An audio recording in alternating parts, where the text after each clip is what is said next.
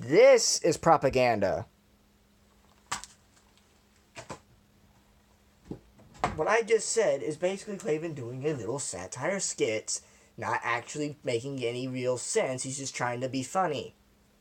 Like I said at the beginning of the video, why are you responding to not even something serious, something that most people don't even consider serious? Like, if you were actually advocating for that stuff, so many people on the identitarian right would have actually been trying to talk about this. And it seems like it took you almost a year to stumble onto this, even though you said you actually watched the Daily Wire podcast and that you went on to the Daily Wire to talk to Michael Knowles. You had to have known that was out there beforehand. Why are you responding to it almost a year late? This makes no sense. Make no sense. And now let's talk about blacks. I hear some people saying, okay, black men and women are among the most talented artists and athletes our country has produced. Blacks have been great thinkers like Thomas Sowell and world-renowned statesmen like Martin Luther King. But some of these radical black protesters are violent, racist dirtbags themselves. So why can't white people be violent, racist dirtbags too? Again, hell of a straw man. Nobody's defending him. No, you are missing the point. He's actually talking about how the Black Lives Matter protests are being seen as this great thing for the country by so many people on the left, and then when they try to pull the double standard and then say that people who are marching in the name of white supremacism are doing it, they are saying, oh, this is bad for the country. He's basically insinuating that both of these are wrong. Violently protesting on the basis of race is the most dumb thing you can really do. Alright, unless something actually happens where white people or black people are actually being systemically oppressed and are actually being killed in the streets, like South Africa. Violent racist dirtbags. Please, Andrew Klavan, inform me how a group of people wanting to peacefully assemble at a permanent rally in a city park are a group of violent racists. Considering that most of them were advocating for a lot of the bullshit that the white supremacists usually do, like, hate all the blacks, you're running around with swastikas, a lot of them were, don't say they weren't, and a lot of them came to fight in the first place. They were obviously looking for a fight. I don't know how you could pull that assumption up at all. I totally don't know how you could come up with that little idea. Just dirtbags. Presumably, based on his tenuous grasp on reality, Klavan thinks that all of the demonstrators in Charlottesville were violent racist dirtbags. It's interesting that Klavan doesn't mention the fact that Black Lives Matter protesters have explicitly called for violence. Dude, he's criticized Black Lives Matter in the past, alright? And I just told you, he's insinuating this stuff. He's insinuating all the stuff about Black Lives Matter. At least that's what I think. That's what it looks like he's trying to do. How are you missing that? How are you fucking missing that, okay? Alright, and I'm not as intelligent as you are, but I don't work with scripts, and I work on a goddamn phone screen while playing a game, trying to struggle to focus on both the video and the game so I can keep it interesting on both levels, and I could see that that's what he was trying to do. It's interesting that Klavan doesn't mention that BLM protests have resulted in entire city blocks being besieged by looters with... I have just said this before. He has talked about it time and time again on not only his podcast, but also in numerous articles. Alright? Like I said, I will leave links in the description to his response to Charlottesville, and also to some, and if I can find it, to his responses to some of the things like, Michael Brown and shit.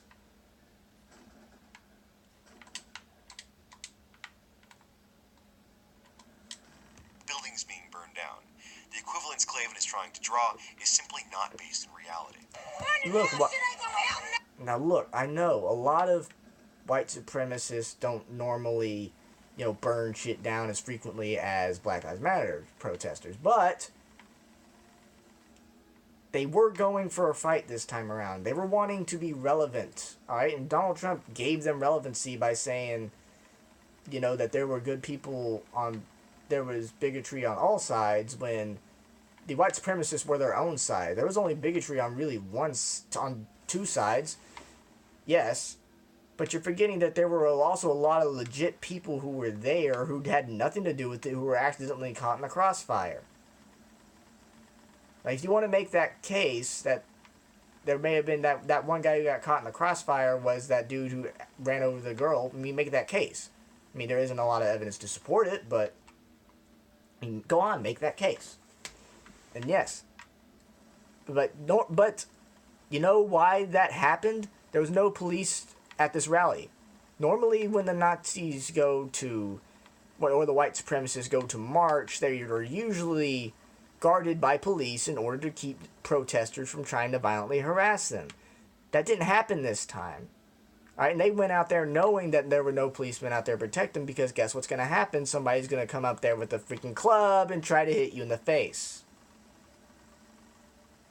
All right, they were there looking for a fight. You cannot say that this wasn't intentional. They wanted relevancy. David Duke wanted relevancy. A lot of these white supremacists wanted relevancy in the eyes of a lot of people. And that's how they're getting it.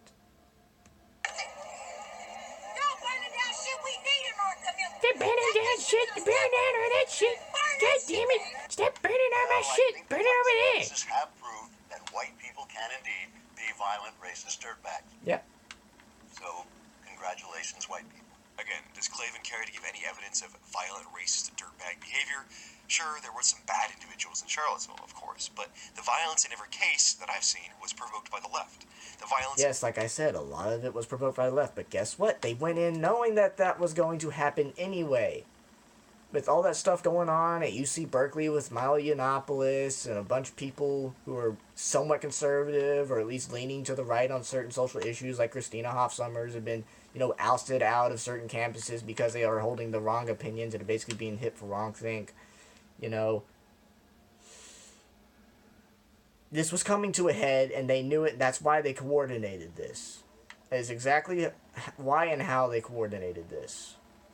Almost all of these events is provoked by the left, including I know. the previously mentioned Black Lives Matter rallies. If I understand this philosophy right, white supremacists feel that white people are the best people ever. And in fact, I can think of many white people I admire very much. Isaac Newton was a good one. William Shakespeare. And I'm very fond of my wife as well. After all, Newton invented science, and Shakespeare created great literature, and my wife is one of the nicest people you could meet. So that makes white people look pretty good.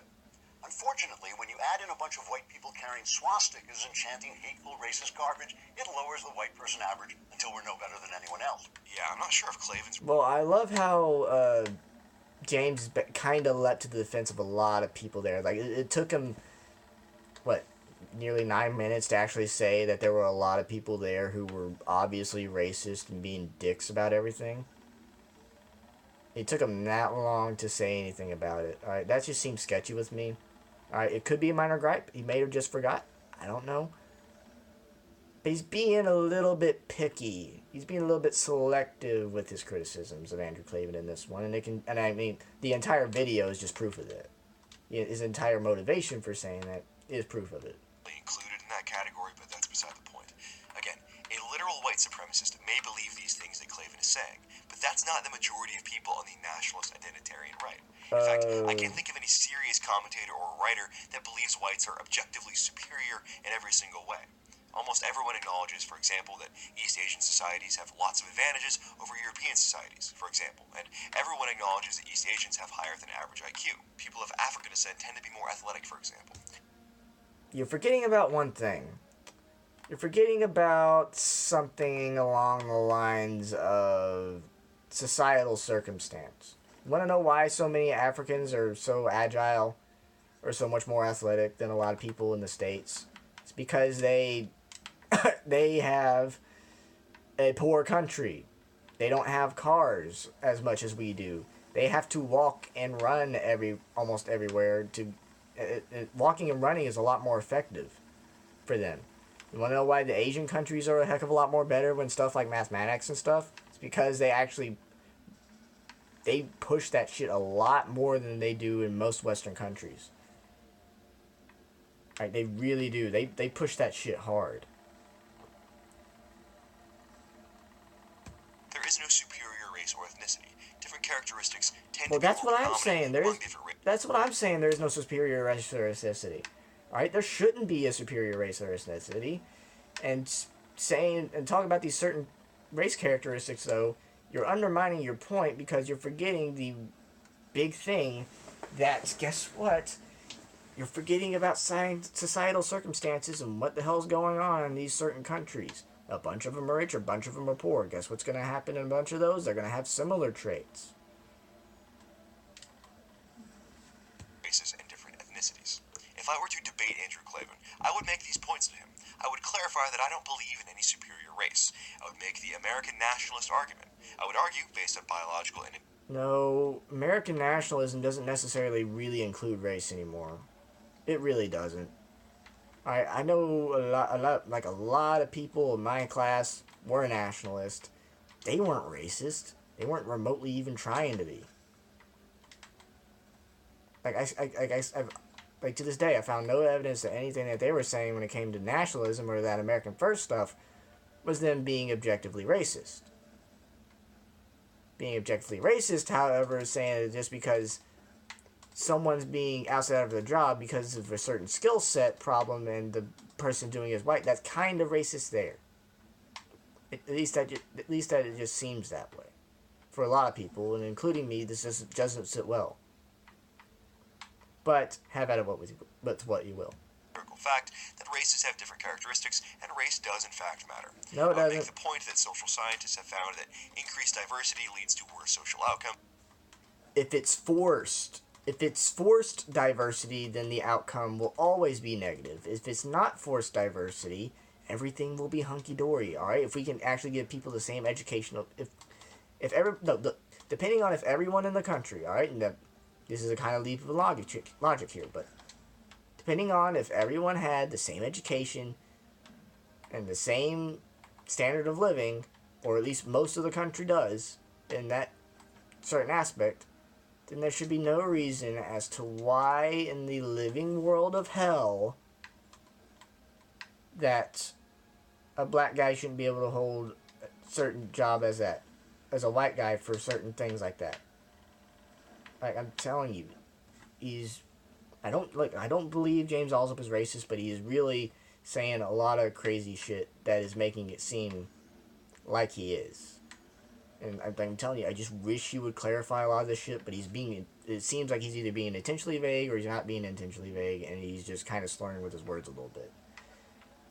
Or he just forgot a few certain key points and has not brought out the time to really clarify them in a certain sense. And lower social cohesion. And America is historically an 85% European country, not a multicultural melting pot. But we know that. That's how most countries in Europe are doing it. But the difference between us and Europe is that we're not trying to super duper duper enforce cultural diversity. We're not trying to super duper enforce diversity at all. At least most people in the country are trying to resist that. Alright? We see how the forced diversity worked in Sweden. They're the fucking rape capital of the goddamn world. It's pretty fucking bad down there.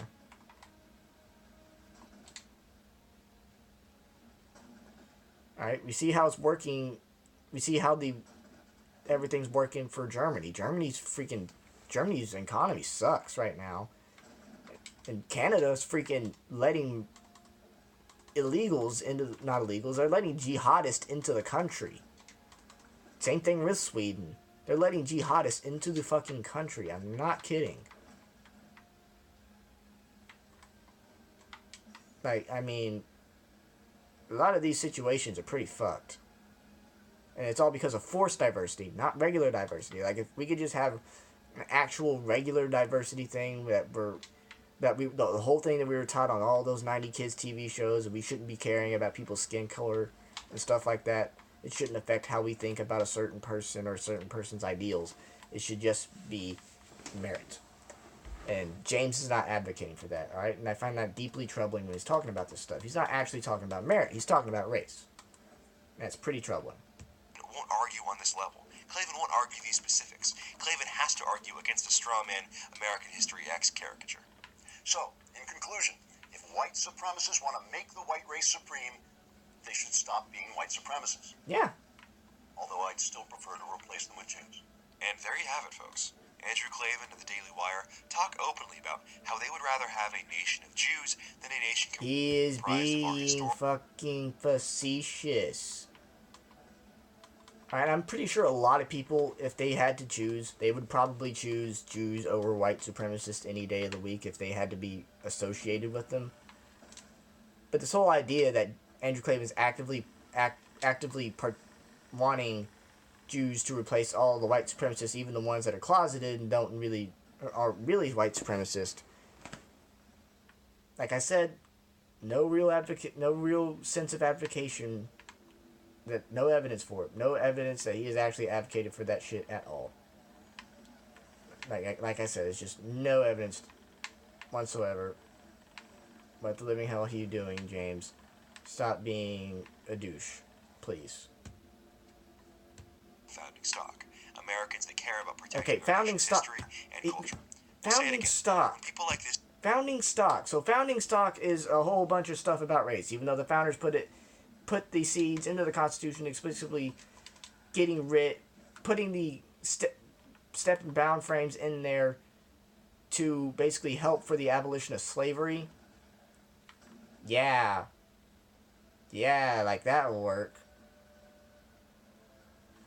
Yeah, like that. Like Klavan doesn't believe in that shit, even though he most obviously does. If you actually have heard anything about him at all. Talk about white supremacists. They don't mean literal white supremacists. Yes, they do. They don't mean the KKK. The media called Donald Trump a white supremacist for talking about immigration restriction. Ted Cruz, Ron Paul, and Rand Paul were all accused of being white supremacists in recent years. When the media says white... Are they talking about those three people? No, they are not. Has anybody on the Daily Wire pages ever called Ron Paul, Rand Paul, or Ted Cruz a fucking white supremacist? Hell no. There's no evidence of that whatsoever.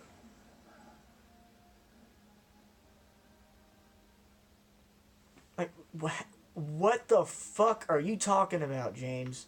What the fuck? Supremacists. They mean every person that cares about their nation and their country's demographics. Bullshit. When the Daily Wire says they want to replace Americans, they mean exactly what they say. Okay then. Okay then. Okay then. Okay. Okay. Okay. Okay then. This is...